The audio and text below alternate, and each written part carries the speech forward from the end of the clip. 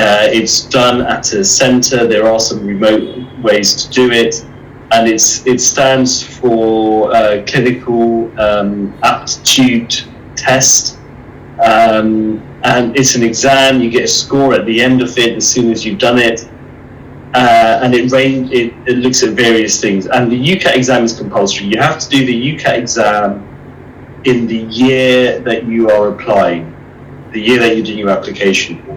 You can still apply for deferred entry. And the UCAT exam is compulsory, and we, as do all med schools, take the UCAT score into account. Then there's the UCAS, the University and Colleges Application System application form that you'll need to complete, which includes your details, your GCSE grade, your prior grades, predicted grades, personal statement, and teacher reference. And we look through that, as do all med schools. And a combination of your UCAT score and application form together are used to decide whether who we invite to interview. So we interview roughly about, it varies, but we interview about between 30 and 40%. It varies from year to year slightly, depending on our applicants.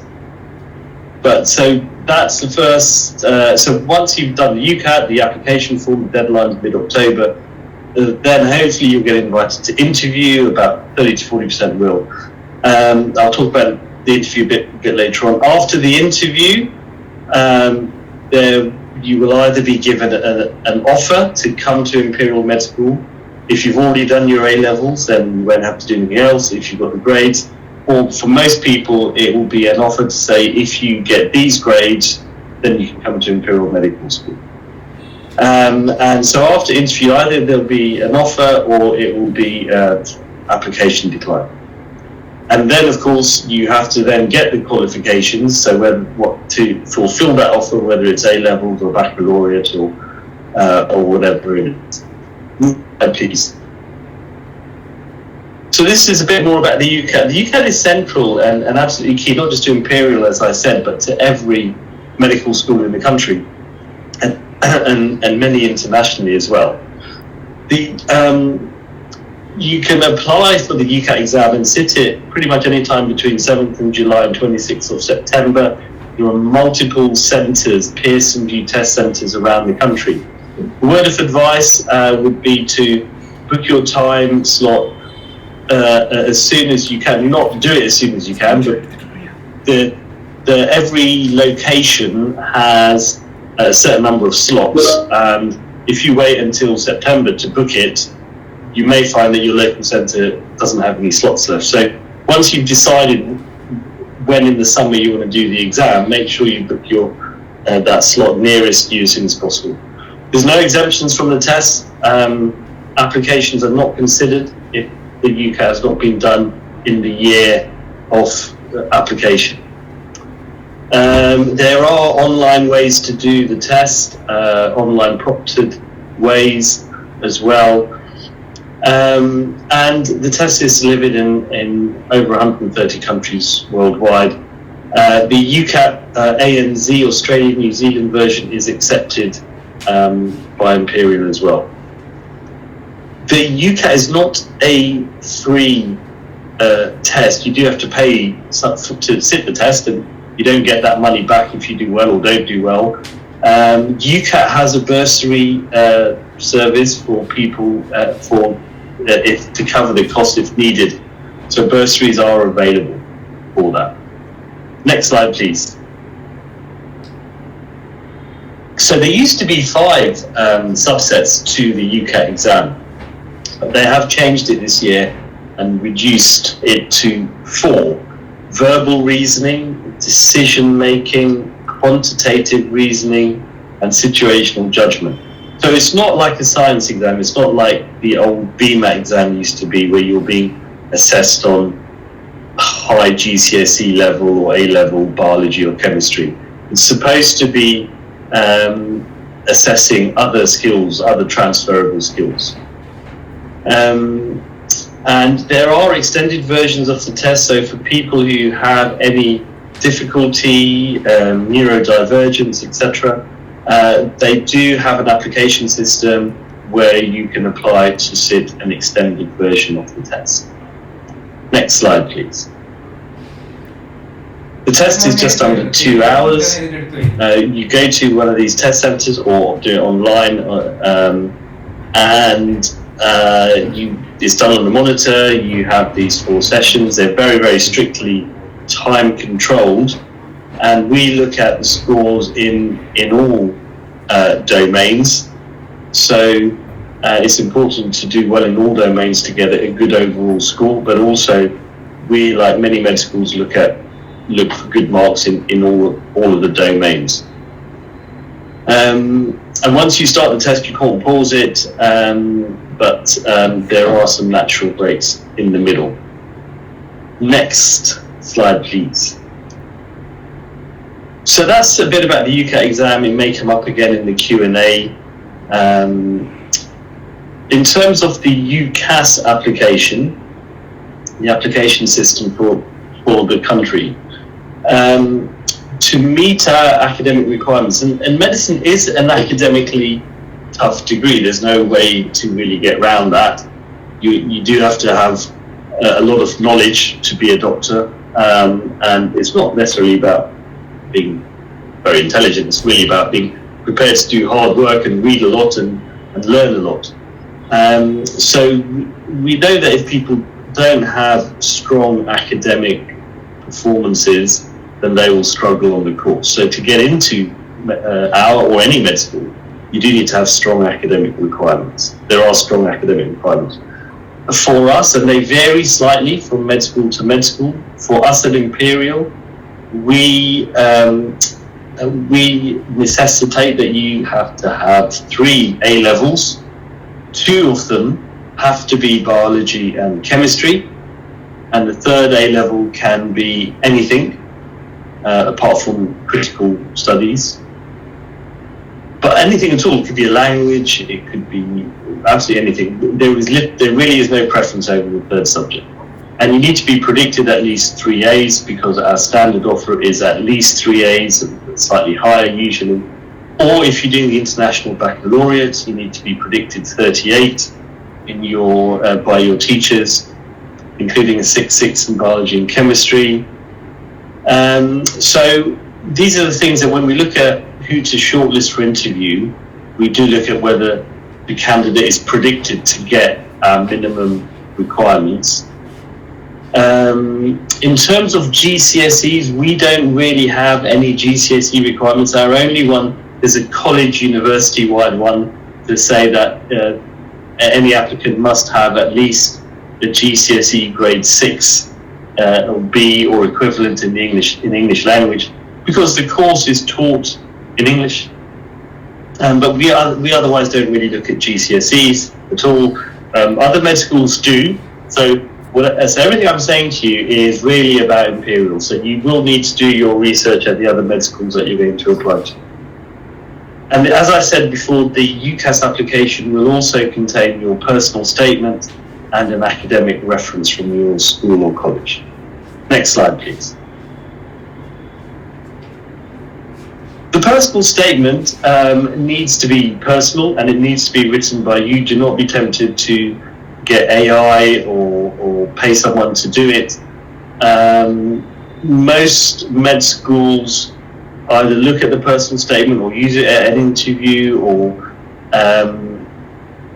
so it's important to do it properly. Use it to tell us what specifically motivates you to do medicine. Discuss your experience. It doesn't necessarily have to be in healthcare, of course, but anything you've done and your experiences and the relevance of that to making you suitable for a career in medicine. We, like most med schools, are excited by meeting people who are good members of the community, and volunteer, mentor, work in charities, etc.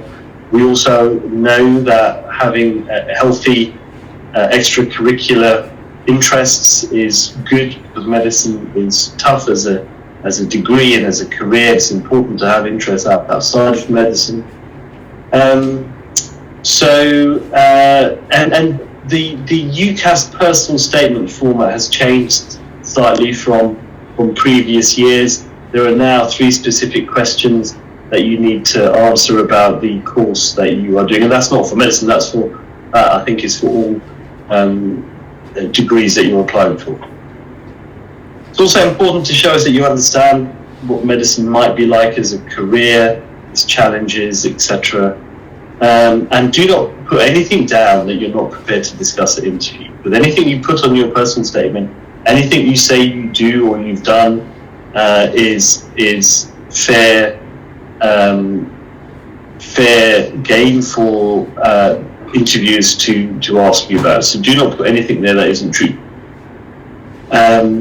And the deadline for submitting your UCAS application is the 15th of October. So that's very important. For medical schools, it's 15th of October. For other degrees, it's later, it was January, I think, but for medicine, it's 15th of October. So don't leave everything till the end. Make sure that it's all ready to submit comfortably before that deadline. Next slide, please. Now, work experience is an important topic. People talk about this. It can come up in the interview. We appreciate that not everyone can get work experience in the healthcare setting. If you have no medics, nurses, allied healthcare professionals in your family and friend network, then it can be very difficult to get work experience. And that's fine. You do not have to do work experience in a healthcare setting. When we talk about work experience, we mean work experience that is also actually non-medically related. So it's things about working in a team, working outside your comfort zone, doing something different, working with members of the public, and that and how you reflect on that, and what you did, or what you experienced, and what you reflected on that made you more likely rather than less likely to apply for medicine. And there's a breadth of things that one can do, whether it's in medicine or outside of medicine. Next slide, please. So before I talk about interviews, just in terms of work experience, there's things like volunteering, charities, nursing homes, charity shops. There's a whole bunch of things you can do, and all of that is absolutely as equal to doing a medical related work experience. So once you've done your application form, done the UCAT, hopefully you've got a good score in the UCAT, you've got a strong application system, an application, then you will hopefully, we will invite around 30 to 40% of our interviews, depending on how many we get. At Imperial, we can interview, we have the capacity to interview about 1,000 people. Different med schools have different capacities, and so how many of the pool, so that's how many we will interview. Again, there might be more, probably less in some med schools. So if you're in that top 1,000, you will get an offer for an interview. And the way we do interviews is called a multiple mini interview. And this is an increasingly common way to interview at medical schools. In the past, medical school interviews were a panel interview. You'd come in, there'd be 2, 3, or even 4 people, and you'd have 15, 20 minutes, and they'd go around the table asking you questions. There's been quite a lot of data suggesting that perhaps a better way to do it might be this MMI type of mechanism. And more and more med schools are doing this. And in this format, you come for an interview, and instead of 1 interview, you'll actually have 6 interviews. But each interview is 5 minutes, and with a different assessor, a different interview. And that interviewer doesn't know your scores in the other stations, and gives their own mark. Some med schools that do this MMI interview approach may have 7 or 8 stations. Some may have 5, but it's around about 6 or 7 in most places. And each station will focus on a different aspect of what we are looking for. And that's things like motivation, study medicine and understanding medicine as a career, your empathy and how you exhibit empathy, exploring things like teamworking and leadership, your communication skills, your maturity, and your values, and whether your values are in alignment with those declared on the NHS Constitution. Next slide, please. These are the values of the NHS Constitution. These were written some years ago. I don't think they're controversial. I think if you asked any healthcare professional in the world if they respected these values, I think they would. It's all about patients in the end, working together for them, with respect and dignity for patients and colleagues. Everyone counts. Commitment to quality of care, compassion, and improving people's lives. So all med schools, in fact not just med schools, any university degree or college that is doing a course that will allow you to enter the workplace as a healthcare professional, whether that's as a doctor, a nurse, a dentist, a physio, etc., are supposed to look for these values as part of their assessment process. So it's important to be familiar with these and hopefully agree with them. One other thing to say about the MMI is that you will have a minute break between each station. I should have said that earlier. Okay, next slide, please. So, if you do well at the interview, you will, and most people we interview, most of those 1,000 people, or usually comfortably over 50%, will get an offer. And the offer, the usual offer is A-star AA. There is no extra marks or leeway or preference for anyone doing 4 A-levels. Don't need to do 4. We would never offer A-B-B-B or 2 A's and a B. Our minimum offer is usually A-star AA, and the A-star to be in biology or chemistry. For those doing international baccalaureates, our typical offer is a score of 39 with a 7 and 6 in biology and chemistry. And we also have our typical offers for the Cambridge Pre-U, which some people do. If you're doing something not listed there, then our prospectus will tell you what the usual offers are, or do email us. And as I said before, we have an English language requirement, which is fairly modest. It's a GCSE 6 or above in English language. Contextual offers. Some applicants may be offered a slightly lower offer of AAA, depending on whether they tick our widening participation criteria, which all med schools have, but again, they differ from medical school to medical school. Next slide, please. So this brings me nicely onto widening participation. Widening participation is not about gender, it's not about ethnicity at all. It's about widening participation to medicine, to students from less well-represented or disadvantaged communities around the country. And the aim of this is to ensure that one's social background or monetary situation in no way inhibits their access to and ability to succeed within the field of medicine. As I say, all universities have a widening participation agenda, but how they roll it out does vary from university to university. Next slide, please. So we have some, in terms of whether one would be recognised as WP, widening participation candidate, please look at our information on our contextual admissions website or contact us. If one is flagged as a widening participation applicant, then as I said, the offer is a bit lower. But we just want to make sure,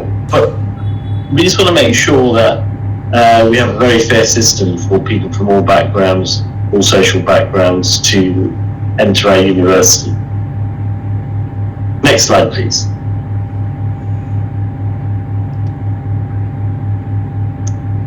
Yeah, so if you are applying for a widening participation recognition at our university or any university, then you usually are going to be asked to provide information, sometimes evidence, depending on why you're asking to be recognised and such. And it can be useful to ask your teacher, your head of sixth form, your careers teacher, or whoever's asking or whoever's writing your personal reference to comment on them in your UCAS application reference. Next slide, please.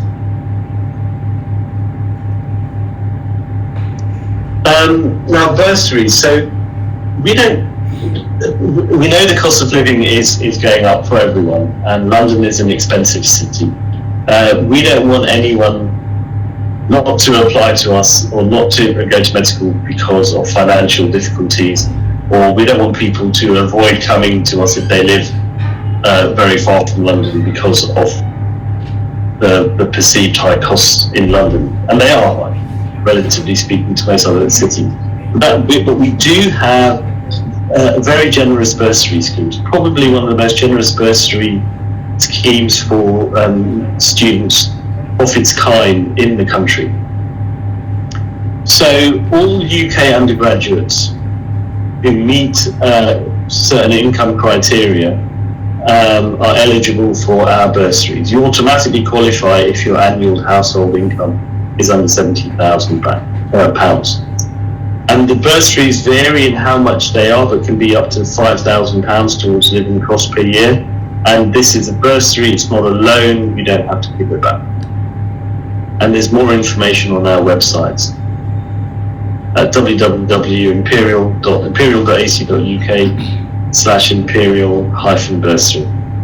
Next slide, please. So this is how the bursary scheme is tailored.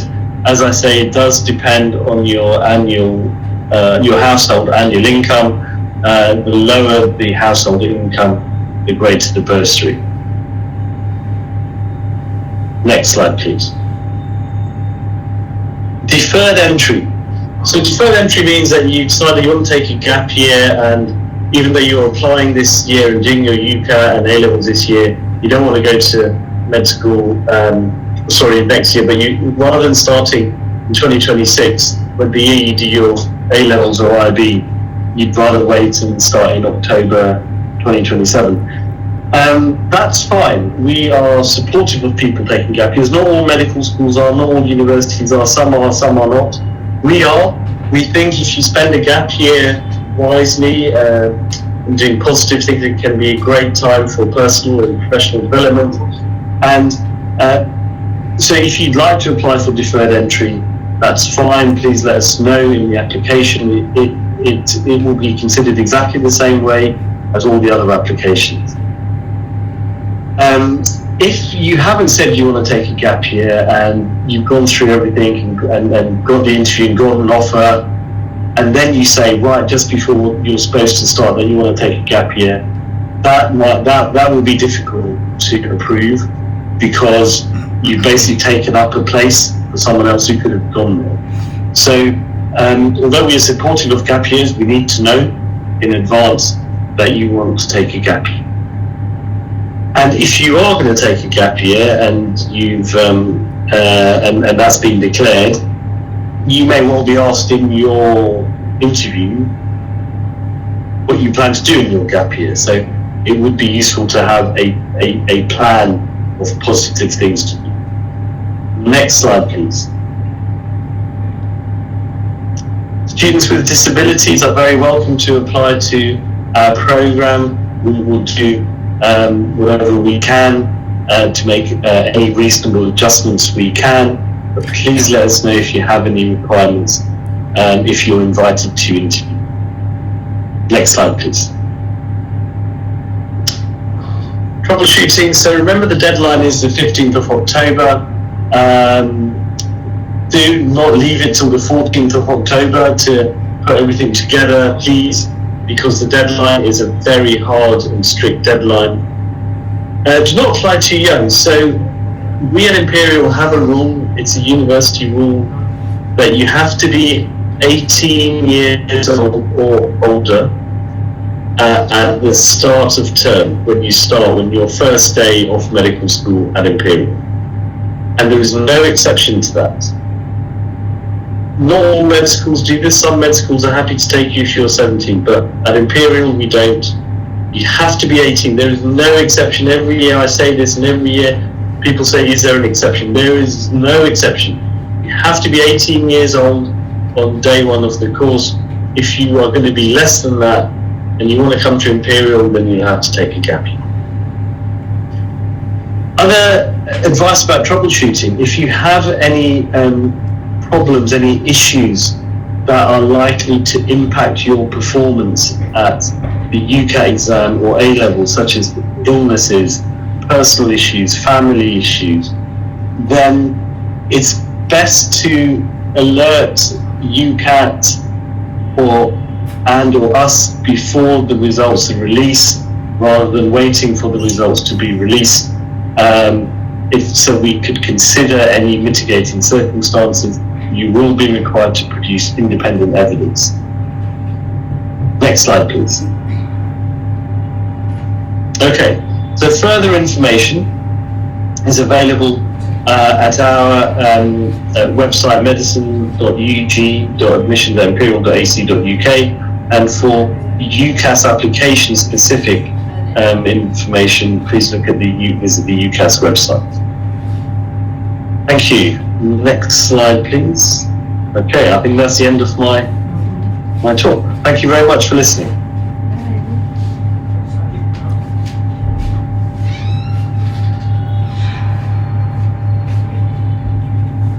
Perfect. Thank you so much for that, Professor Shahid Khan. I think we're going to be moving on to a Q&A shortly. So there's been lots and lots of questions in the Q&A box, but if I could just ask for all of our students to come on camera, and then if you could introduce yourselves, if you could tell us your name, where you're from, and what year you're studying in currently, that'd be great. Yes, so I can go first. So hi everyone, my name's Sarah. I've just finished my 5th year. And next year I'll be taking a year out being a medic student president. And where I'm from, I grew up in the northeast, in like Darlington and Durham. I'll hand over to Katie. Hi everybody, my name's Katie. I'm a 5th year medic. I'm currently on placement since Women's Scrubs, and I am from Birmingham. This year was in charge of student welfare, and next year will be a deputy president. Thank you. I guess I'll go next. Yeah, my name's Ailanthi. I just finished 3rd year, so I'll be going into 4th year next year, which is our research year. And I'm going to be ICSM Student Union Welfare Chair, so hopefully I'll be seeing a lot of you very soon. Hi, my name's Nina. I'm also a 3rd year going into my 4th year, and I'll be doing management next year for my intercalation. I'm also on the student union, and next year I'll be entertainment chair, so I'll be the person setting up the freshers events. It won't be for you guys, but you'll have an entertainment chair for setting up your freshers events. So we're happy to answer questions. Perfect, thank you so much. So we'll start off with one question that we've had, that is, how embedded is Imperial School of Medicine within Imperial College London? So is anyone, just feel free to shout out if anyone's got anything to add rather than directing it to someone specific. Has anyone got anything to add to that? I can talk about that. Thank you. Sorry, what was the question? I didn't quite catch that. How embedded is Imperial School of Medicine within Imperial College London? I suppose there's two answers. So one is from the academic point of view, and one from the student union point of view, I guess. Maybe I'll let my student colleagues answer that a bit first, and I can maybe talk about the university side of things. Perfect, great. Yeah, so I think there's this big sort of stereotype that medics sort of always stay to themselves and don't really get along with the main college. And we are very, very lucky that the whole sort of medical school is like one massive family. So we do definitely have that sort of tribal aspect to us, and we all get on really, really well. But actually, we're also really, really well integrated into the rest of college as well. So loads of medics have tons of friends in the other departments, other courses. We all hang out in the same areas in terms of living situations. So when you're in halls, you get to know people from all different courses, and you share the same campus majority of the time. You're in South Kensington, same library, same Union Bar. And then when you move on, with most students going into private accommodation, that's a lot of people settle around Hammersmith, and it's the same there again. Like, everybody's sort of living together, the whole sort of college, and everybody hangs out together at the Reynolds building, and everybody gets to know each other there. In terms of sports societies as well, there's a really good mix. So we do have our medic societies that you can join, and we're sort of much more lenient and much more accessible, especially to very busy medics. And within those clubs and societies, we get lots of non-medics joining as well, but vice versa. I know Yolanthe's in the Imperial Dance Society, so she's getting involved in the Imperial clubs, and we just basically, there's just a lot of crossover, and it's never like us versus you. We just love the mix. Yeah, I don't know if anybody else has got anything to add.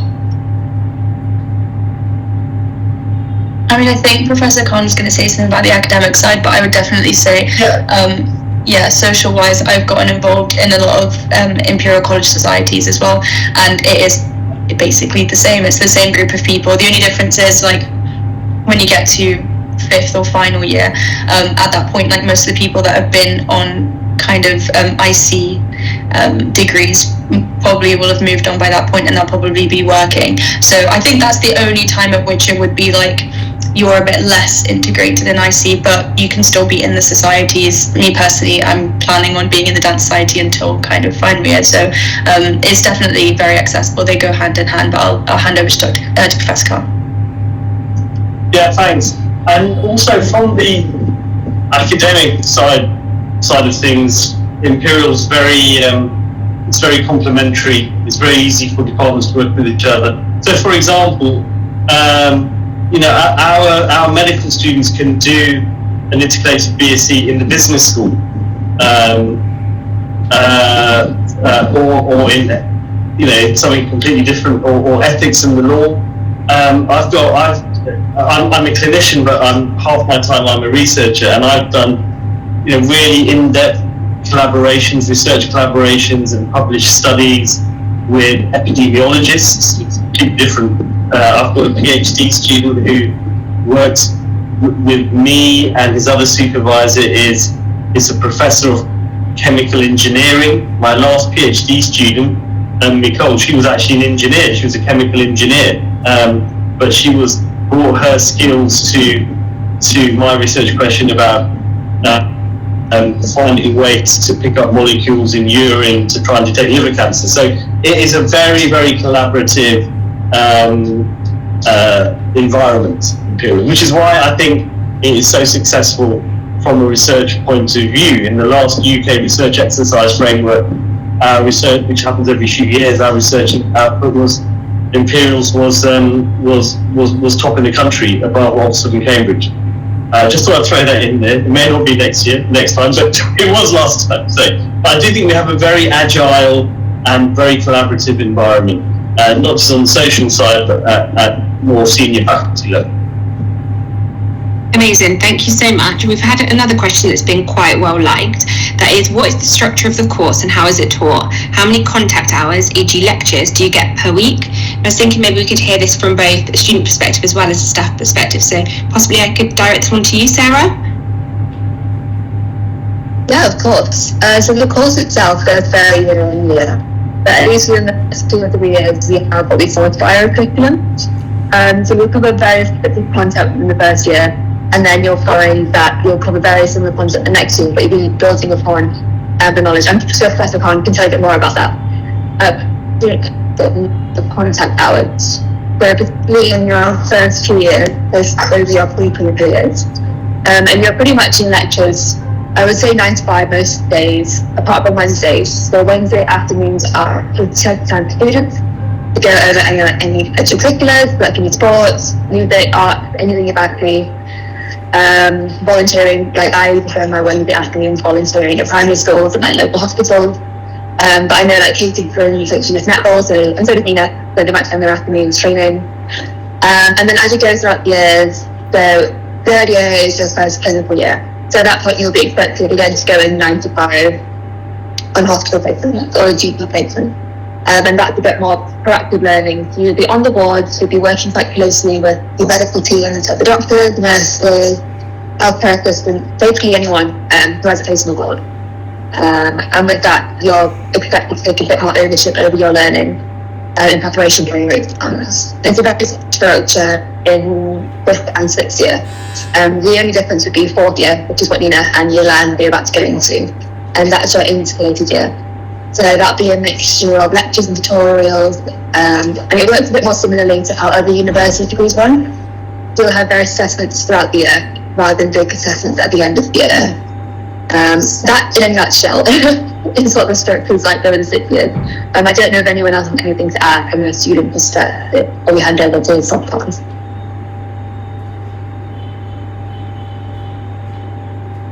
I was just going to add quickly that you realise the further along you get how really, really smart and well built the Imperial curriculum is.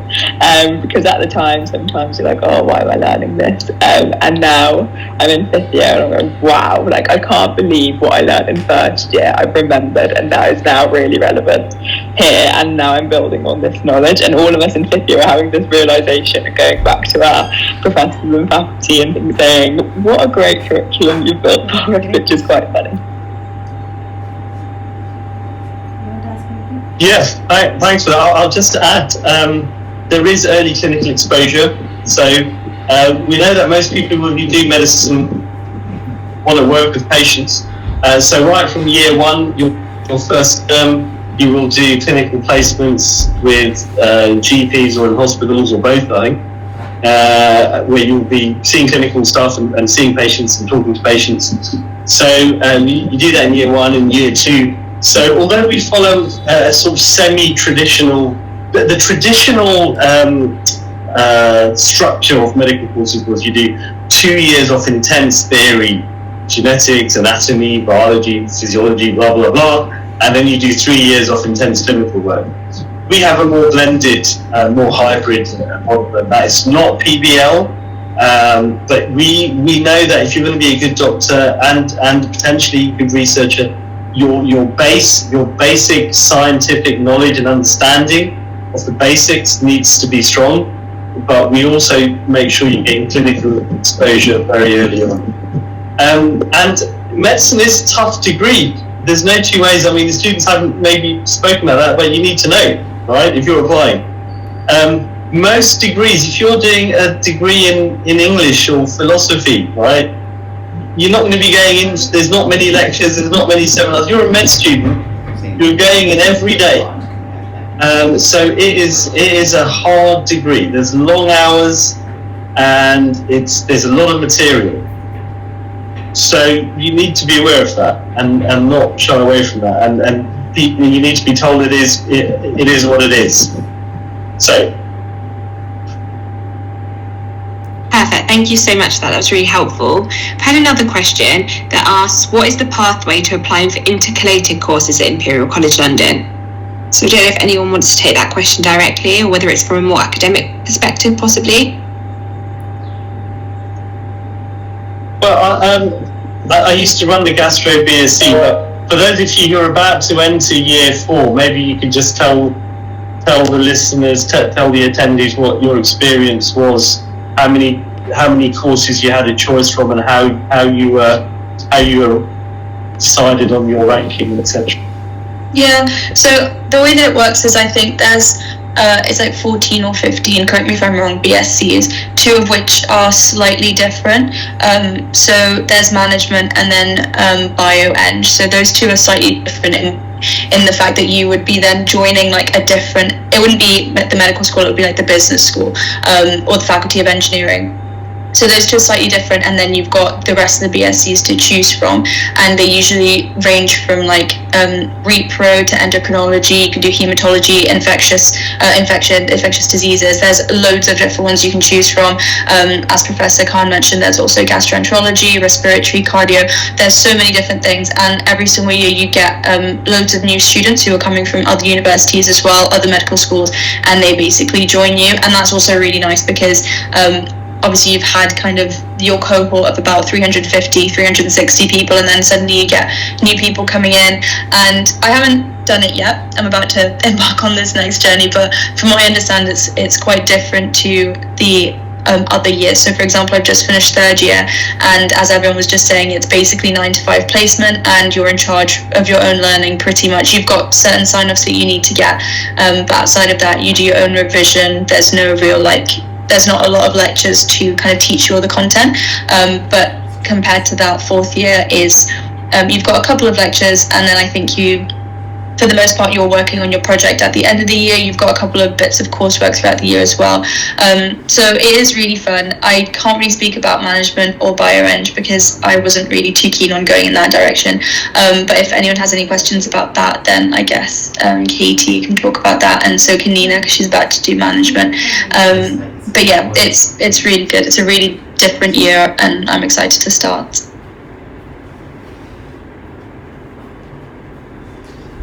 Perfect. We've had another question here, which I think leads on to the point that Katie was talking about earlier, is whether you could be more specific on how the early curriculums of the first, second and third year has really helped you in year 5 and for clinical years. For example, was it more biochemistry related, or was it more biomed related? Yeah, I can talk about that. So our first year we start off with this module called Principles of Medicine, and I won't bore you with it because it is a lot of exactly that, like biochemistry and tough science. And at that time I thought, oh my goodness, what is this? And then now in fifth year, it's all come back again because when we're sort of out there on placements in our specialties, you've got to get a great clinical understanding, and then you've got to really get to the nitty-gritty science that underpins it, and that introduction in first year, that all of that science and principles of medicine really comes back at you again in fifth year pathology. But also, then in first year, we get this, as Professor Khan said, there's really good early clinical exposure. So from the very first year, we're out on GP placements, we have a hospital placement as well, and that level of clinical exposure, you're not really expected to know anything at that point. You're really just getting confident in the environment. You have a little bit in first year, a little bit more in second year, then third year you're out as well with the big longer blocks. You get used to the long working day and getting used to the team, but still you're not really the environment around you. It's just for you, and you're just trying to figure it out, but nobody's really expecting too much from you at this point. And then in fifth year, this is when it really kicks in, and you are expected to know stuff, you are expected to do that yourself, and you've already built up all of those amazing skills in terms of communicating with patients, in terms of being confident, both sort of in the environment that you're working in, with all of the technology, with all of the skills that you have to do, and all of that's basically coming into fifth year. It's like, wow, I am so glad that I slowly and really efficiently built these skills in the earlier years. And then also in terms of research, so I've just finished my BSc in management, and so from our very first year we get a little bit, so we get research skills in our first year teaching. In our second year we do a topic called CRY, which is our own little mini research project. So then all of the skills in that then helps prepare you for your fourth year, where you're doing a whole big research year, and sort of really you're sort of let loose with a supervisor to do your own thing, really sort of get involved as much as you want. You lead your own project, you can take it clinically, you can take it in like a laboratory setting, you can do really qualitative research, which is what I did, but you've already had that taster into things and the practice go, if that's what you want to call it, in the earlier years, so that when it actually comes to the big real thing, then you're feeling really good. And that's what medical school is, really, isn't it? It's like the little practice before you get out there and you're a doctor one day. So yeah. Thank you so much. We've also had a few questions that ask why you chose Imperial over other institutions, and whether it was aspects of the Imperial curriculum. So I know you've touched on this ever so slightly, but perhaps we could hear a point or two from each of the students to see why you guys chose Imperial College London over other institutions.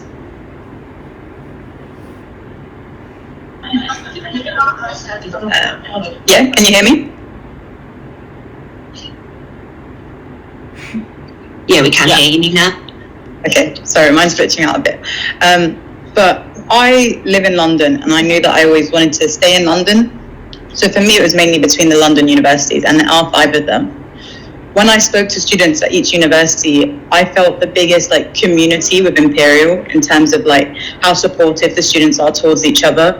I was told about a note bank where students upload their notes from every year, and it's shared, and everyone gets the password. And when I got here, I saw how incredible that was. Each society puts on mocks for everyone, and everyone can join them. They put on tutorials and videos, and just everyone's so supportive because you're not graded against each other, so there's no point in gatekeeping notes or anything like that. So everyone just wants each other to do really well, which I thought was really good about Imperial. Also, the student union is so big. I think it's one of the largest ones in the UK. So we have so many, I don't know the exact number, I think some of the others may know, but there's so many clubs and SOCs that are medics only and IC only, but you can join either one. So non-medics can join the medics ones, medics can join the IC ones, and it creates a really nice friendly competitions. We have varsity every year, so each sports, so it's like Imperial netball versus Imperial medics netball at the end of the year, and it's just a really nice community. Obviously Imperial talks to itself in terms of academics, but for me it was the community and all the students. So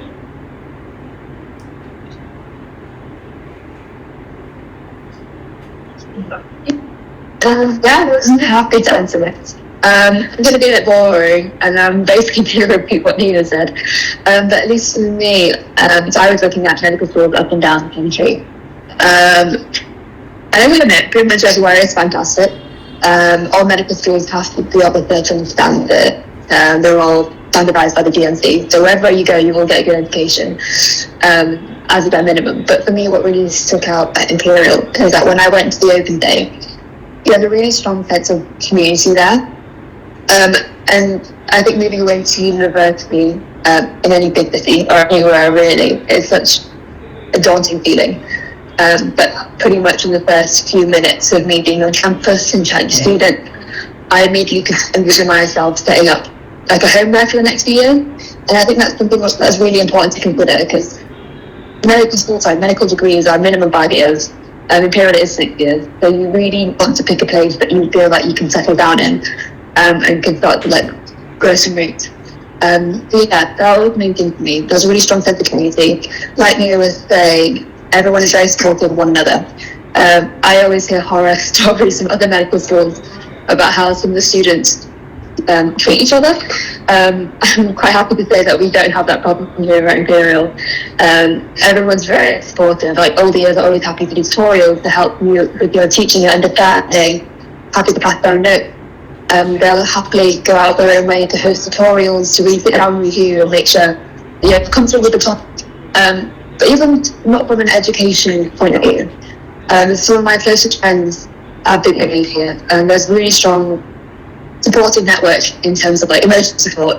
I think it's really great that the students here at Imperial do have a genuine care for one another. And with a medical degree, it's very, very difficult. There are only times where you're kind of feeling very low. You'll have some great highs and lows. But it's always nice to know that the people around you are incredibly supportive. We appreciate that we're all in a very similar boat, and we're happy to help each other get from point A to point B. And yeah, those are the main reasons why I came here in the end. Yeah, I'll hand over to someone else.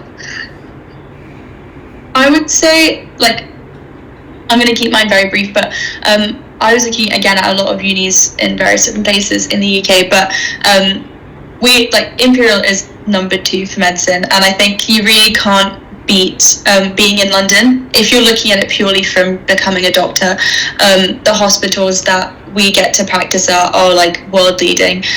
Chelsea and Westminster, they're all in central London as well, and you get such a good range even just at hospital placement. So you can be at St. Peter's, which is slightly, I would say, like further out of London, or you can be in the heart of London. You can be at Charing Cross or at Chelsea and Westminster, and the number of contacts that you can make with consultants that are kind of leaders in their field is incredible. It's the same with the research year, so you get to work with the most incredible researchers, and then you can get published, or you can take things to the next level.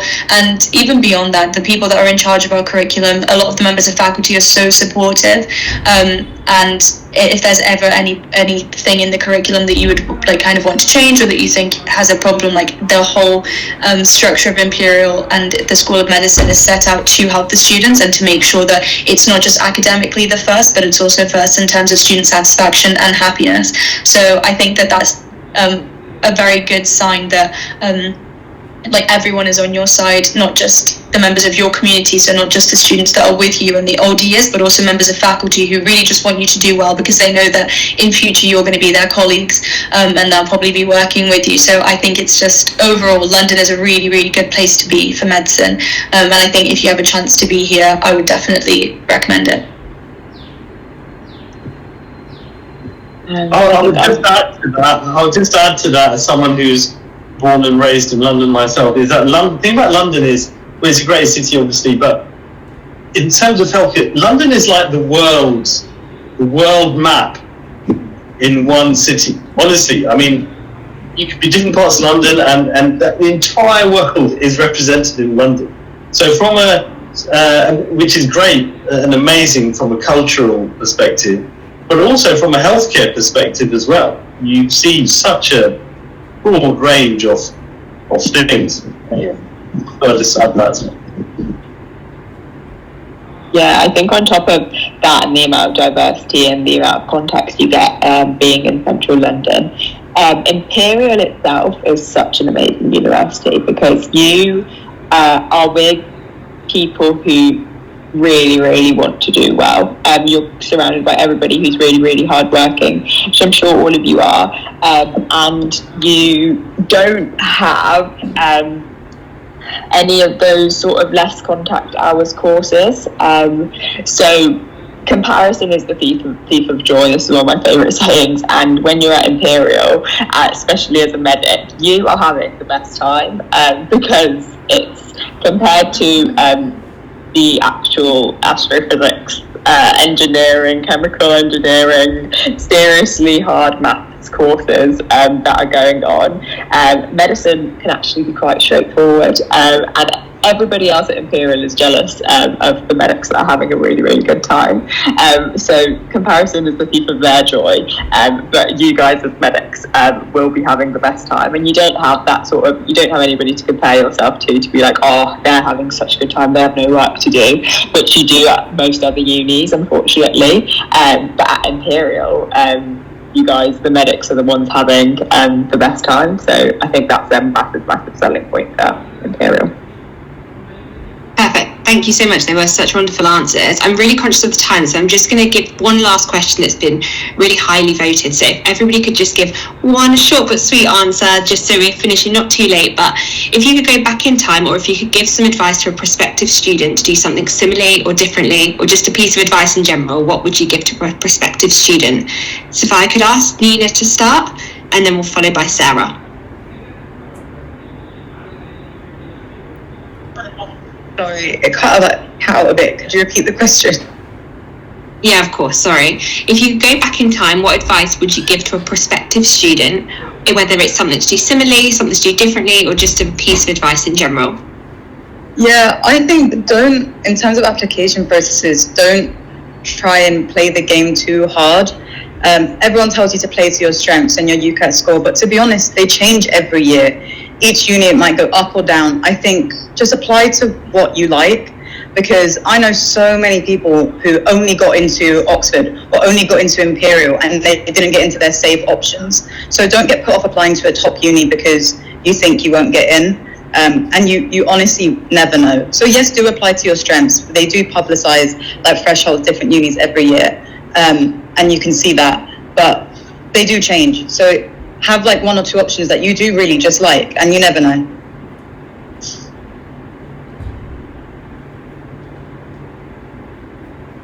I think my biggest piece of advice is it's more relevant to your personal statement and the interview stage.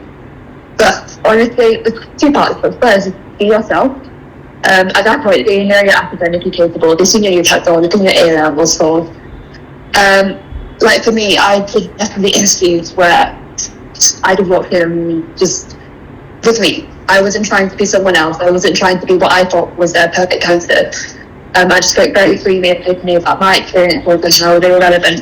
And that thing goes to your best statement. But also, like, have some more confidence as well. I was in a position where I was like, oh, I don't so sorry, that's the extra bed. And to be frank, if you're thinking about applying for medicine, chances are you're already good enough to apply and you're more than capable of getting a spot. So yeah, those are my 2 big pieces of advice. Have some confidence and be your best self.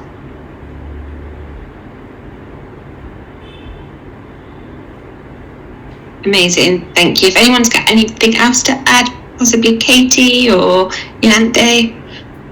I was just going to say, go and visit the campuses, come visit, have a talk with some of us students, find somebody and see where you find yourself vibing. Like, you want to fit in, you're going to be, if you're choosing medicine, you're going to be here for 5 or 6 years, 6 if it's Imperial, and you want to like the environment, you want to like the people there, these are the people you're going to spend time with, people who are going to be doctors with you one day, so really make sure that you see yourself in the environment and you can picture yourself there for the next 6 years, which I think you will get Imperial.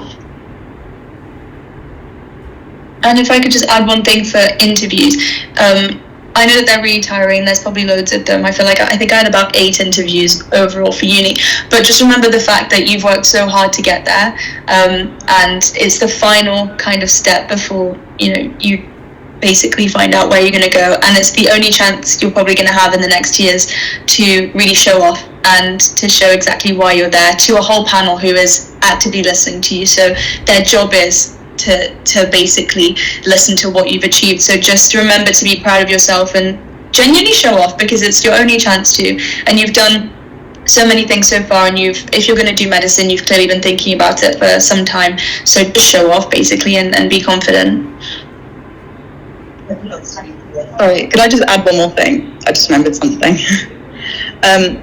I was going to say, like, if you are considering taking a gap year or you want to take a gap year, don't get put off and just do it. It was something that I was really hesitant to do, and I know like a lot of people are quite against it, and they think, oh, it's because you couldn't get into med the first time, or it's a waste of a year, med's already long. But honestly, it was the best decision I made, and it was the best year of my life. I gained so much experience. I got to travel, and I also worked, like for me, I worked at a GP surgery during the year, and I got a lot of extra money for myself. I made like an incredible like network of people I still speak to, and I've never met anyone who's regretted taking their gap year. So if it is something you're considering, just go through it. Perfect, thank you so much. And just for Professor Shahid Khan, if there's anything else that you have to add before we end the session? Sorry, my internet connection dropped off there for a sec. So what did you say, Katie? That's okay. It's just whether there's anything you would like to add. So any advice you would give to prospective students? I would say, firstly, if you're going for medicine, make sure you're going for it for the right reasons. Please don't apply for medicine because your family think it's a good thing to do, or your parents think it's a good thing to do. Please don't do that. You will be miserable. You will struggle on the course. You'll be an unhappy doctor, and your patients won't benefit. So please don't do that. Make sure you're applying for medicine only because you want to do it, not your teachers, not your parents, not your siblings, not your community. So do it because you want to do it, and that's, I would say, is a general rule I reckon you should follow in life. You have choices. If there's nothing else, we have choices, and make sure you do the choices that you're doing for your own sake. and then you'll fly. So do think about it. Medicine's great, but there's a lot of challenges in medicine as a career. So do it for the right reasons. And as I said at the beginning, there's 45 med schools in the country. They're all great. I won't disrespect any of them. I think they're all fantastic. We're very blessed in this country. So wherever you end up, the exit exam is the same. You'll get your degree, you'll be a doctor. We obviously think that Imperial has some things to offer that other medical schools don't. But you know, if you don't apply to Imperial, that's fine. But again, choose where you go. Again, choose that because of where you want to go. Go to open days. Visit these places. You might be surprised. You sometimes you feel a particular vibe at a med school, and you think that's the one for me. So again, don't have any preconceptions. Keep an open mind, and that's important for your choices now, and also hopefully when you're a doctor. Perfect. Thank you so much. I think that was some wonderful advice to end on. So I'm conscious that we've run slightly over, so I do apologise for that. But thank you for all of our wonderful students that have been involved in this presentation, and our wonderful staff members, both on screen and behind, answering your questions. Like we said at the beginning of the presentation, if you do have any questions that we weren't able to answer, or you're watching this via recording, please do reach out to the department, or you can contact us at opendays@imperial.ac.uk. But thank you so much for joining, and have a lovely summer. Bye.